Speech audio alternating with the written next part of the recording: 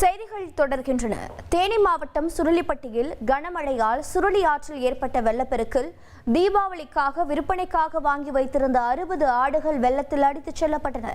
இதுகுறித்த கூடுதல் தகவலை செய்தியாளர் சிவசபாபதி வழங்கிட கேட்கலாம். கம்பம் பள்ளத்தாக்கு பகுதியில் பார்த்தீங்கன்னா மழை கொட்டி தீர்த்துருச்சுனே சொல்லலாம். இதனால் பல ஊர்கள் பாதிக்கப்பட்டிருக்கு. குறிப்பாக பார்த்தீங்கன்னா சுருளிப்பட்டியில் வியாபாரி லட்சுமணன் தீபாவளிக்காக கிட்டத்தட்ட ஒரு 60 ஆடுகளுக்கு மேலே ஏன்னா வியாபாரத்துக்காக கறி ஆடுக்காக வாங்கி வச்சுருக்காரு. இந்த ஆற்று வெள்ளத்தில் பார்த்தீங்கன்னா இந்த 60 ஆடுகளும் அடித்து செல்லப்பட்டுருச்சு. இதனால் பார்த்தீங்கன்னா அவர் பெரிய அளவில் பாதிப்பு ஏற்பட்டுருக்கு. இப்போ லட்சுமணன் நம்மக்கிட்ட இருக்கார், அவர்கிட்ட இதை பற்றி கேட்போம். சார், நேற்று மழையில் இந்த ஆடுகள்லாம் அடிச்சுட்டு போச்சு. இந்த ஆடுகள்லாம் எதுக்கு வாங்கிட்டு வந்தீங்க?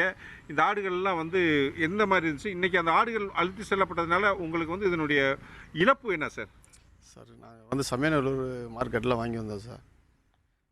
செம்பிலாடு 40 ஆடு, வெள்ளாடு 20 ஆடு, 60 ஆடு வாங்கி வந்தோம். தீபாவளிக்கு நல்ல நாளைக்கு வாங்கி வந்தோம். திடீர்னு வெள்ளம் ஆனகசம், சுள்ளி திருத்தம், மின்னலையம், காட்டா தண்ணி ஆட்டப்புறம் அடித்து போயிடுச்சு சார். இதுக்கு கவர்மெண்ட் தான் எங்களுக்கு எதாவது பார்த்து சரி ஒன்று எங்களுக்கு வேறு வாழ்வாதாரம் இல்லை. இதுதான் நாங்கள் நாள் வெட்டி வார வெட்டி போட்டு தான் ஆர்டர் வாங்கி வச்சுருக்கோம். வச்சு 10 ரூபா சம்பாதிக்க எங்கள் வாழ்வாதாரம் வேறு எதுவும் இல்லை. இதுதான் தொழிலே இதுதான். சரி, இப்போது ஆடுகள் எல்லாமே அடித்து போயிடுச்சுன்னு சொல்கிறீங்க. இதுக்காக வேண்டிய அரசாங்கத்தில் இருந்தோ எம்பி எம்எல்ஏ இவங்கெல்லாம் பார்த்தாங்களா? பார்த்தேன் சார். தங்க தமிழ்ச்செல்வி சார் பார்த்தாரு. பார்த்தா இதுக்கு உண்டான நடவடிக்கை உறுதியாக நாங்கள் எடுத்துக்கிறோம், கவர்மெண்ட்டை சொல்லி எடுக்கிறோம்னு சொல்லிட்டுருக்காங்க. எம்எல்ஏ பார்த்தாரா? எம்எல்ஏ பார்த்தார் சார். சரி, அரசு அதிகாரிகள்லாம் பார்த்தவங்க என்ன சொல்லியிருக்காங்க? அவங்க என்ன சொன்னாங்க, பார்த்துட்டு சரி இதுக்கு உண்டானது நாங்கள் கூடிய சீக்கிரத்தில் உங்களுக்கு ஏற்பாடு பண்ணி விடுறோம்னு சொல்லியிருக்காங்க சார். சரி, வடகிழக்கு பருவமழை தொடங்கிருச்சு. அப்படிங்கிறப்போ இந்த மழை காரணமாக ஆற்றில் எல்லாம் பெரிய வெள்ளப்பெருக்கு ஏற்படும் அப்படின்னு சொல்லிட்டு அரசாங்கம் சொல்லியிருக்கு. இது ஏன் நீங்கள் ஆற்று பகுதி அருகில் இருக்கீங்க, இது ஏன் இன்னும் பாதுகாப்பு இல்லாமல் வச்சுருந்தீங்க? சார், இன்றைக்கி நேற்று நாங்கள் அதை அடைக்கலை சார்.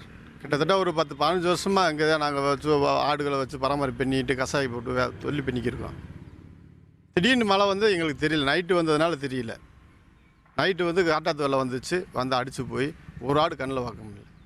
இந்த இப்போ 60 ஆடு ஆற்று வெள்ளத்தில் அடிச்சுட்டு போயிருக்குன்னு சொல்கிறீங்க. இதில் பார்த்தீங்கன்னா உங்களுக்கு இழப்பீடு என்ன? அரசாங்கம் இதை உங்களுக்கு எந்த மாதிரி இந்த இழப்பீடு அரசாங்கத்திலிருந்து எதிர்பார்க்குறீங்க? சார், எங்களுக்கு இழப்பீடுன்னு கேட்டிங்கன்னா 8 லட்ச ரூபா வரைக்கும் எங்களுக்கு இழப்பீடாயிருச்சு சார். ஆனால் இது கவர்மெண்ட் ஐயா பார்த்து, கவர்மெண்ட்டு எங்களுக்கு இதை நல்ல முறையாக பார்த்து வாழ்வாதாரத்துக்கு எதாவது பண்ணி கொடுக்கணும் சார்.